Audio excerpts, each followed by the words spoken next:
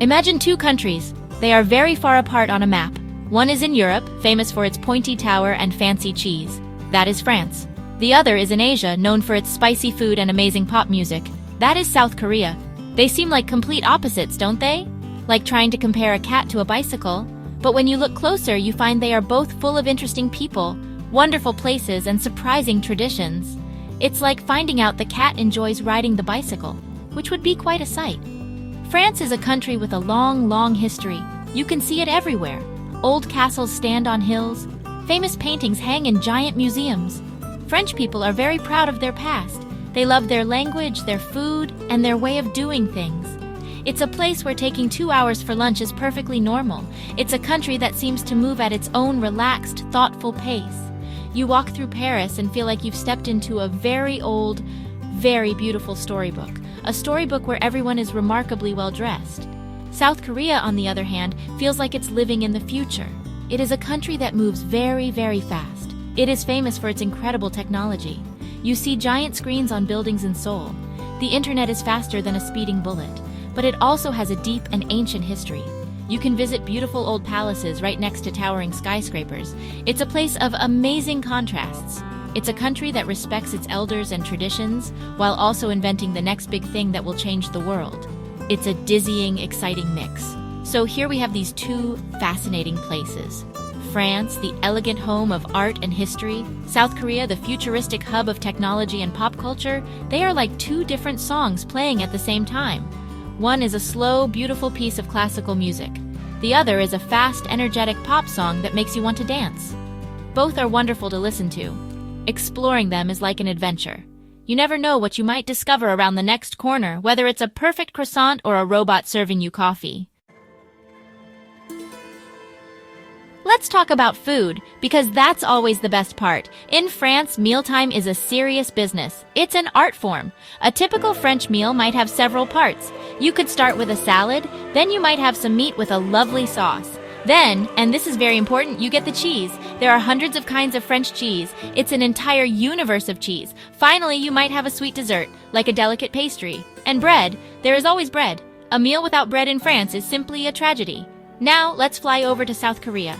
The food here is a party on your plate. It's often spicy, savory, and full of bold flavors. The most famous Korean food is kimchi. It is spicy, fermented cabbage, and it is served with almost everything. A Korean table is usually filled with many small side dishes called banchan. You get a little bit of everything. There might be seasoned spinach, pickled radish, and tiny dried anchovies. The main dish is often something you cook right at your table, like Korean barbecue. It's a fun, social way to eat with friends. The differences are quite something. French food is about careful preparation and distinct courses. Each flavor has its own moment to shine. It's like a very polite and organized parade of tastes. Korean food, however, is about harmony and excitement. All the flavors are on the table at once. You mix and match as you please. It's a joyful explosion in your mouth. One is a quiet, romantic dinner. The other is a bustling, happy festival. Both, I must say, are absolutely delicious. I wouldn't say no to either. And here's a fun fact for you. In France, it's considered rude to put your hands in your lap while eating. You should always keep your wrists on the table. In South Korea, older people are always served first. You wait for the eldest person at the table to pick up their chopsticks before you start eating. It's a sign of respect. So, in both places, how you eat is just as important as what you eat. It's all part of the cultural dance, even when you're just sitting down for a meal. Daily life in France has a certain rhythm. People work hard, but they also know how to relax. Shops might close for a couple of hours in the middle of the day for a long lunch break. This would drive an American businessman mad. In the evening, families gather for dinner. They talk about their day. On weekends, they might visit a local market to buy fresh vegetables and cheese. Or they might just sit at a cafe for hours, sipping a coffee and watching the world go by. It's a life that values pleasure and leisure. Life in South Korea feels much faster. It's a country that is always on the move.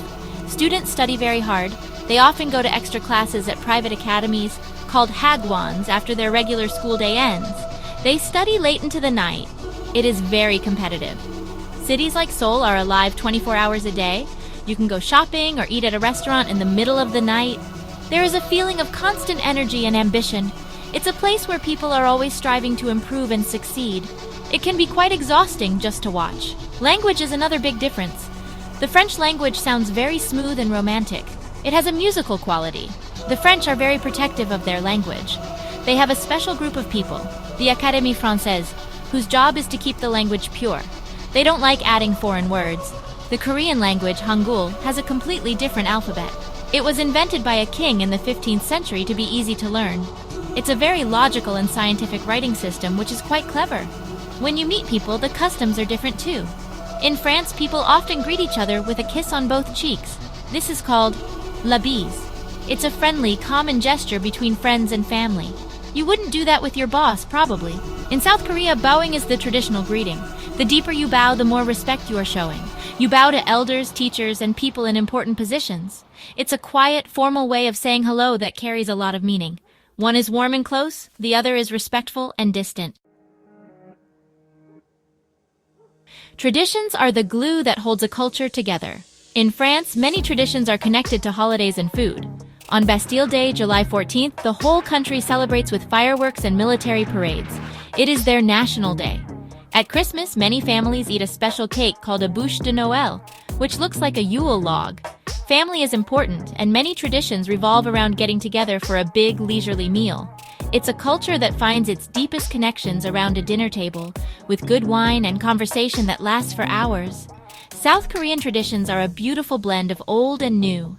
They celebrate the Lunar New Year called Seoul. Families gather, wear traditional clothes called hanbok, and perform special rituals to honor their ancestors. Another big holiday is Chuseok, which is like a harvest festival or Thanksgiving. People eat special rice cakes called songpyeon. These ancient customs are still very important in modern Korean life. It shows a deep respect for family history and the past, even in a country that is racing toward the future with such speed. So what makes each country so special?